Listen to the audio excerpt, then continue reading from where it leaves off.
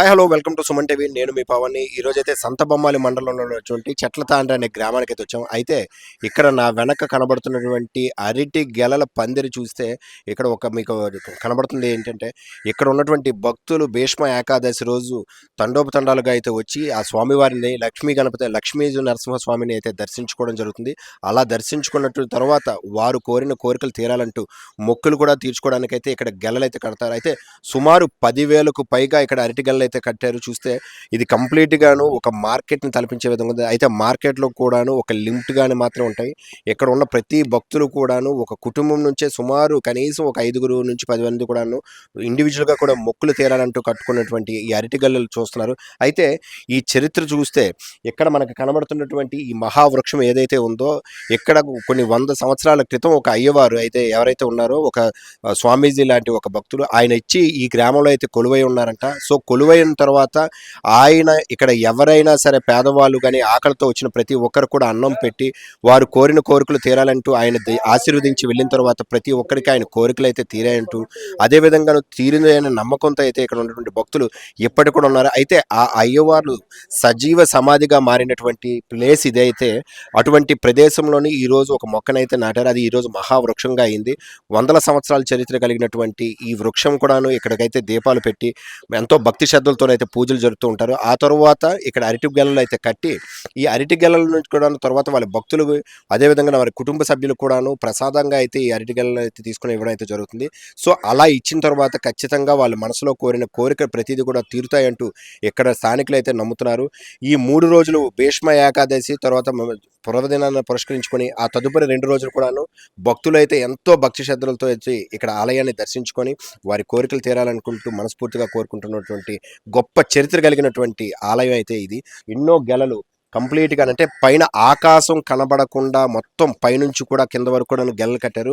వేల సంఖ్యలో కట్టినటువంటి ఈ అరటి గెలలకి ఒక నెంబర్ కూడా ఉంటుంది. సో మనకి ఏదైతే కట్టేటప్పుడు మనకు ఒక నెంబర్ ఇస్తారు. ఆ నెంబర్ని చూసుకొని తర్వాత మళ్ళీ మన గెల మనం పట్టుకెళ్ళాలనుకుంటే ఆ నెంబర్ని బేస్ చేసుకొని అయితే మళ్ళీ మనం తీసుకోవచ్చు. అదేవిధంగాను చాలామంది భక్తులు ఇక్కడ ఈ గెలను కూడా వదిలేసి వెళ్తూ ఉంటారు. అది ఆ స్వామివారికి అర్పించినటువంటి ప్రసాదంగా అయితే ఉంటుంది.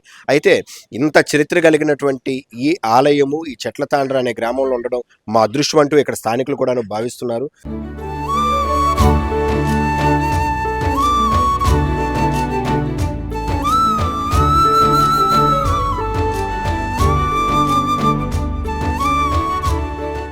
వేల సంఖ్యల్లో అయితే భక్తులు ఇక్కడికి వచ్చి మొత్తం కూడా అరటి పందిరి అంటే మనం ఎక్కడైనా సరే కొబ్బరి పందిరి తాటాకు పందిరి చూస్తాము, అరటి గెలలతో పందిరిగానే వేశారు. అయితే ఇక్కడ కొన్ని వేల మంది చూస్తున్నారు. అయితే ఇలా కట్టినటువంటి గెలలకు కూడాను ఆల్రెడీ నెంబర్లు కూడా ఉన్నాయి చూడండి, 5,237. సో అలా చూసుకుంటూ పోతే సుమారు 10,000కు పైగా గెలలు ఉన్నాయి. అయితే చూడండి వాళ్ళు కోరిన కోరికలన్నీ తీరాలని చెప్పి మొక్కుతో ఎంతో భక్తి శ్రద్ధలతోనైతే ఇక్కడ అరటి గెలలు అయితే కట్టడం జరుగుతుంది. సో ఇలా అరటి గెలలు కడుతున్నప్పుడు వాళ్ళ కోరికలు నెరవేరుతున్నాయి. అదేవిధంగాను ఇలా కట్టిన గెలలను తీసుకొచ్చి సో వాళ్ళ చుట్టుపక్కల కానీ వాళ్ళ తాలూకు బంధువులకు కూడాను ప్రసాదంగా పంచితే వాళ్ళ కోరికలు కూడా తీరుతాయి అంటూ వాళ్ళ నమ్మకము. అదేవిధంగా ప్రతి ఏడాది కూడాను ఈ భక్తులు అయితే తండోపతండాలుగా ఇక్కడికి వచ్చి ఈ అరటి గెలను అయితే కట్టడం అయితే జరుగుతుంది. చెట్ల తాండ్రలోని ఇక్కడ అరటి పళ్ళు గెలలైతే అలా వేల సంఖ్యలో వేలబడుతూ సో భక్తి శ్రద్ధలతో కట్టినటువంటి ఆ మొక్కు తీర్చుకున్న తర్వాత ఒక్కసారి లోపలికి వెళ్దాం, స్వామివారిని దర్శనం చేసుకుందాం. అయితే చాలా చిన్న ఆలయంగా ఉన్నటువంటి ఈరోజు ఈ గుడికి ఎంతో ప్రాముఖ్యత ఉందన్నారు. అయితే ఒకసారి లోపలికి వస్తే ఆ స్వామివారిని దర్శనం కూడా చేసుకునే ప్రయత్నం చెప్పాడు కూడాను. ఇక్కడ ఉన్నటువంటి భక్తులు అందరూ కూడా వచ్చి ఆ స్వామివారిని అయితే దర్శనం చేసుకుని అక్కడ బయట అరటిపళ్ళు గెలలు కట్టి మొక్కు తీర్చుకుంటూ ఇక్కడ స్వామివారికి అయితే దర్శనం చేసుకోవడానికి అయితే వచ్చారు. అయితే ఒక చిన్న విగ్రహ రూపంలో ఉన్నటువంటి ఆ స్వామివారు ఎంతో మహిమ కలిగినటువంటి స్వామివారు గాను ఇక్కడ భావిస్తూ సో ఇక్కడ భక్తులందరూ కూడాను భక్తి శ్రద్ధలతో అయితే వాళ్ళు మొక్కులు అయితే తీర్చుకోవడం జరుగుతుంది. ఇక్కడికి వచ్చిన తర్వాత పసుపు కుంకాలు పెడుతూ ఆ స్వామివారికి అయితే భక్తి శ్రద్ధలతో పూజ చేసిన తర్వాత సో నెక్స్ట్ వాళ్ళ తాలూకు యాత్ర అంతా కూడా కంటిన్యూ చేస్తారు. సో ఇక్కడ ఉన్నటువంటి ఊరు వారందరూ కూడా ఈ ఊరే కాదు చుట్టుపక్కల ఉన్నటువంటి ప్రతి ఊర్లో ఉన్న వాళ్ళు కూడాను ఈరోజు ఇక్కడ ఈ ఆలయానికి అయితే వచ్చి ఎంతో భక్తి శ్రద్ధలతో అయితే ఈ ఆలయానికి అయితే దర్శిస్తున్నారు.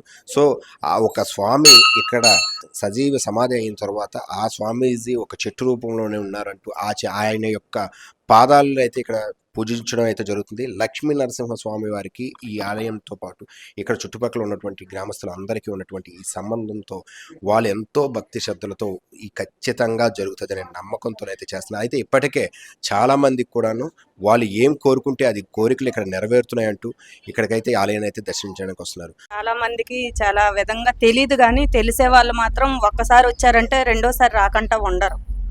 అంటే ఫస్ట్ చూడడానికి వస్తారు, వచ్చి ఏదైనా మొక్కుకున్నారు అనుకో, అది వాళ్ళకి కంపల్సరీగా నెరవేరుతుందండి. నెరవేరిందంటే ఆటోమేటిక్ నెక్స్ట్ ఇయర్ కంపల్సరీగా వస్తారు.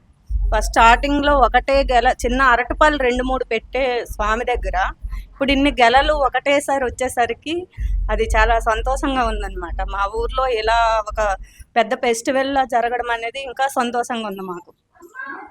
ఒకప్పుడు అంటే మాకు చిన్నతనంలో తెలియదు, కానీ తెలిసే వయసు వచ్చేటప్పుడు బాగా అంటే ఇంత పెద్ద పండగ మా ఊర్లో అవుతుందని మాకే తెలియలేదు. ఇప్పుడు ఇంకా బాగా పెద్దగా అయిపోయింది. అది కూడా ఇంక సంతోషం తట్టుకోలేక అంతవరకే చెప్పగలను. స్వామివారి దయ ఉంటే ఏదైనా అయిపోతుంది. ఎటువంటి వాళ్ళకైనా ఎటువంటి కష్టం వచ్చినా సరే ఆయనకి నమస్కరించుకొని మనం బయలుదేరితే ఆ పని జరగదు అంటూ ఉండదు. ఎంతో మంది చిన్న పిల్లలు పుడితే ఆ పిల్లల్ని తీసుకొని వచ్చి ఇక్కడ ఉయ్యాల్లో వేస్తారు. ఫస్ట్ ఇక్కడ వేసిన తర్వాతనే మన ఇంట్లో చేసుకోవాలన్నా సరే అంత మహిమగల దేవుడు. మేమైతే నమ్మిన వరకు ఆ తండ్రి తోడుగా ఉన్నాడు మాతోని. అలా జీవితం కొనసాగిపోతూ ఉంది. మా పిల్లల భవిష్యత్తు గాని మా భవిష్యత్తు గాని చాలా బాగా ఉంది. ఈ ఊరి జనాలు అయితే గనక దేవుణ్ణి మర్చిపోయి ఏ పని చేయరు. మేము ఎంతవరకు అయితే ఎవరెవరికైతే చెప్తున్నామో మా తరపు నుండి కూడా వచ్చిన ఫ్రెండ్స్, రిలేషన్స్ వీళ్ళందరూ కూడా ఒకసారి వచ్చి దర్శనం చేసుకునే వాళ్ళు. నెక్స్ట్ మళ్ళీ ఎప్పుడు భీష్మ ఏకాదశి వస్తుంది ఎదురు చూస్తూ ఉంటాం మేము. అసలు యాక్చువల్లీ సంక్రాంతి కూడా మాకు బిగ్ ఫెస్టివల్ కాదు. సంక్రాంతికి ఆడపిల్లలందరినీ పిలుస్తారు, కానీ ఆడపిల్లలు ఎవరు అప్పుడు రానంటారు. ఎందుకంటే ఏకాదశికి వస్తామనే చెప్తారు. ఎంత దూరంలో ఉన్నా ఈ ఫెస్టివల్ కంపల్సరీగా వస్తారు. ఎక్కడ ఉన్నా సరే అమెరికాలో కూడా ఉండే వాళ్ళు ఉన్నారు ఇక్కడ ఊళ్ళో, వాళ్ళు కూడా అటెండ్ అయిపోతారు. ఎక్కడెక్కడ ఈ చుట్టుపక్కల గ్రామాలు ఎక్కడెక్కడ ఉన్నా సరే సంక్రాంతి అయినా మానేస్తాం, భీష్మ ఏకాదశికి అటెండ్ అవ్వాలి. ఆ రోజు మాకు ఇది ఈ ఊర్లో కన్నుల పండుగ, తనివి తీరనిది.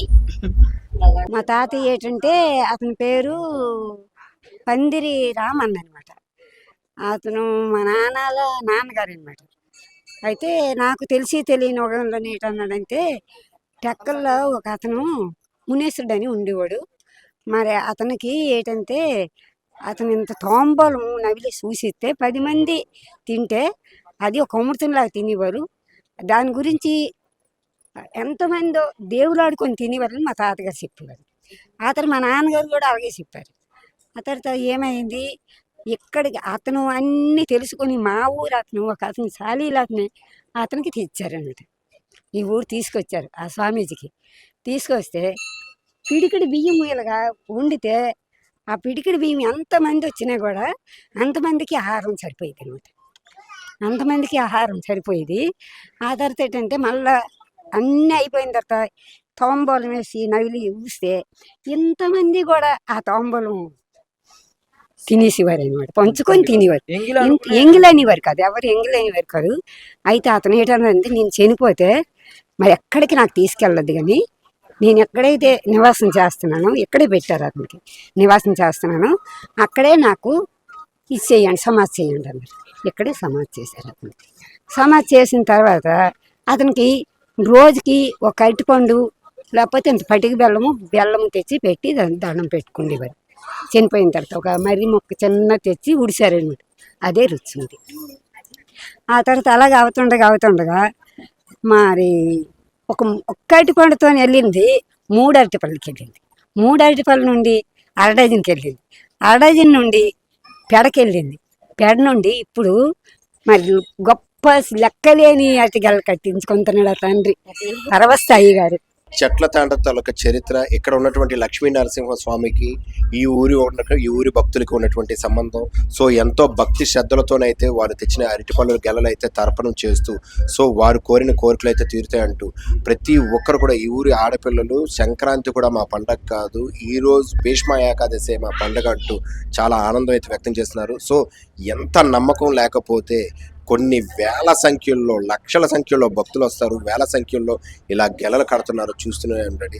Thank you, Suman TV.